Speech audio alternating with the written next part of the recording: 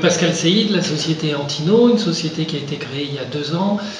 et qui travaille avec le CEA, un des laboratoires de Fontenay en l'occurrence, et depuis une quinzaine d'années sur la gestion collaborative de documents et de connaissances,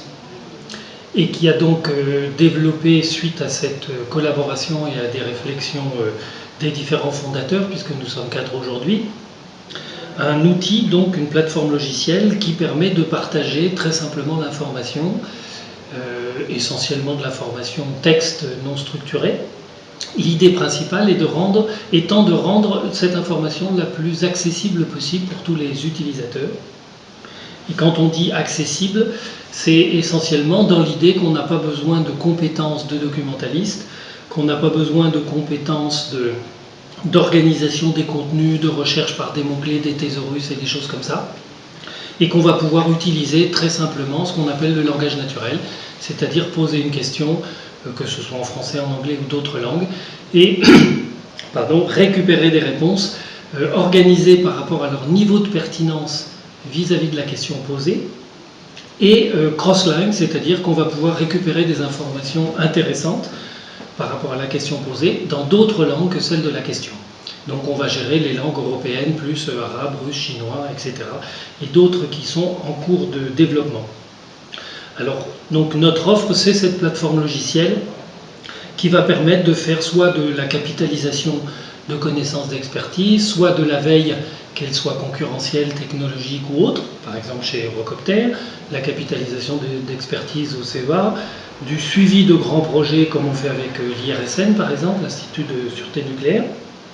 L'idée globalement partagée chez ces acteurs étant de partager de l'information, éventuellement très volumineuse, très sensible, qu'on a besoin de retrouver très facilement sans avoir eu besoin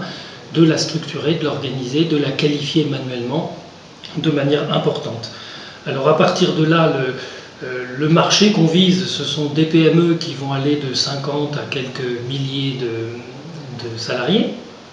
et qui ont ce type de besoin dans des contextes très différents. On est en train de travailler avec des sociétés dans l'agroalimentaire, dans la finance, dans la cosmétique, dans la géophysique, enfin des contextes très différents. Le besoin global partagé, c'est la recherche et l'accessibilité de l'information. Par rapport aux concurrents sur ce domaine, parce qu'il y a beaucoup de sociétés qui font des logiciels et qui proposent des offres sur le sujet, je dirais que notre spécificité, c'est la conjonction entre la simplicité d'alimentation, où on permet justement aux utilisateurs de ne pas avoir à classer, à organiser, à qualifier l'information, ce qui fait qu'ils vont pouvoir enrichir le contenu très facilement, sans avoir de contraintes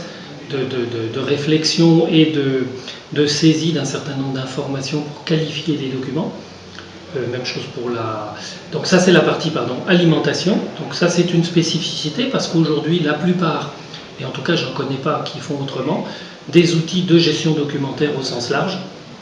mettent en avant l'organisation du contenu au travers en particulier et en général de répertoires comme on a sur nos postes de travail individuels, alors que l'informatique aujourd'hui permet de s'affranchir très largement de ce genre de contraintes extrêmement lourdes pour les utilisateurs au quotidien. Donc ça c'est une première spécificité de différenciation. La deuxième étant le recours à l'outil linguistique du CEA qui permet d'aller chercher de l'information, donc comme je vous le disais, de manière cross-lingue, et en s'appuyant aussi sur des niveaux qu'on va qualifier de sémantique, à savoir de recherche de synonymes automatiquement par rapport à la question posée, permettant de trouver des documents qui ont été rédigés avec une formulation différente de celle de notre question, ce qui est évidemment le quotidien et la réalité. Donc on ne va pas passer à côté d'informations importantes parce qu'elles ont été rédigées différemment de la façon dont on pose la question. Donc ça, ce sont vraiment les 2 points forts différenciants de notre offre par rapport à ce qu'on trouve sur le marché.